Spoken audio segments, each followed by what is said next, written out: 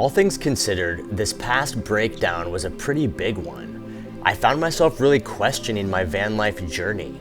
I started to have some pretty negative thoughts creep in. Why am I doing this? What if I was all alone when I broke down? What if my transmission went out? I can't afford those repairs. Maybe I'm living too risky. And maybe it's time to go back to a more traditional, safe lifestyle. I tried to dismiss these thoughts in the moment, but I felt like I really owed it to myself to reflect back on why I chose van life in the first place, and really figure out if I wanted to continue the journey or if things were just getting too difficult and maybe it was time to hang up the keys. There's many different reasons that people choose to live in a van, and after 5 years of being on the road as a nomad, I've seen many different people come and go. Some folks come in and do it for a while to save money, to move on to bigger and better things. Some folks do it just because they really don't have much money, and for them, that's the next best thing to being truly homeless. While others do it for the adventure and the excitement and to be close with nature. And I think some folks do it, just to say they did it and experience a new part of life. And there's nothing wrong with any of those reasons. Those are all valid reasons to hop on in a van and hit the road. Now, my reason for choosing van life? It all started out with a dog. I grew up on a small family farm in rural Oregon. We had cows, chickens, sheep, goats, rabbits, cats, and of course we had dogs. Clear back as far as I can remember, I always had a dog that was just mine. I would care for it, feed it, take it on adventures, and when we took vacations to the beach, to the mountains, my dog would always come with me. And as an only child, my dog was such a great sense of companionship. She wasn't just my dog, she was family. Now, as time goes by, of course, the dogs don't live nearly as long as we do, and it's never easy to watch them fade away. But, I always think back to the old saying, it's better to have loved and lost than to never have loved at all. Now, fast forward about a decade, and now I'm an adult with a grown-up job and grown-up responsibilities. I was a homeowner, I had cars and toys and a business. And I had done all the things that society tells you need to do to be successful and happy. But at the end of the day, I just felt like something was missing. I was working all the time, 50, 60 hours a week, and it felt like I was just working to get money to pay the bills. And I felt like I was on this roller coaster of just never-ending work. And I had really lost a sense of who I was. I'd lost the excitement and the adventure that I used to have as a young child. And I really felt that missing from my life. And I kind of looked at the road ahead and realized I'm going to have another 30 years of this. And then hopefully I'll be able to retire and get out in nature and adventure and do the things I love.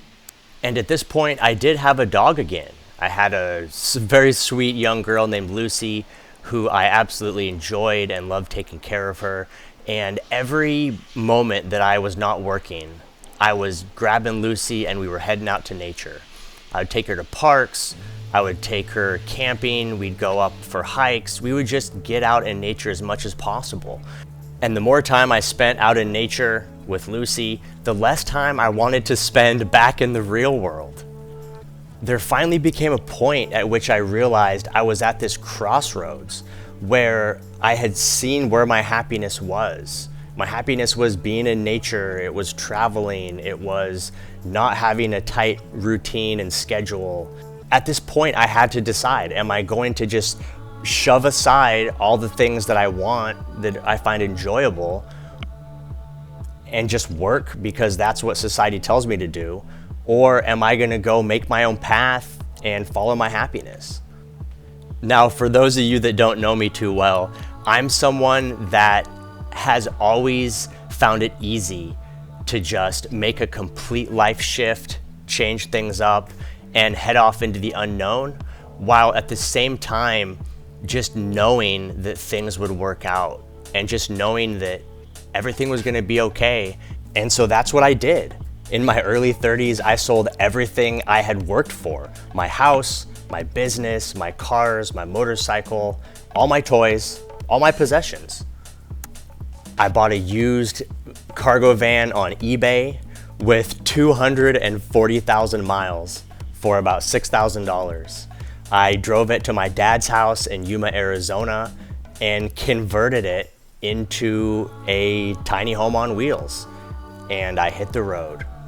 And I hit the road in search of all these things: adventure, freedom, nature, just really getting back to enjoying life and seeing the world and not feeling rushed and not feeling like I'm stuck on a treadmill. And I did it all with Lucy Bear right by my side. It didn't take long at all for me to absolutely fall in love with the lifestyle and also meet a lot of other folks that were in the same boat as me.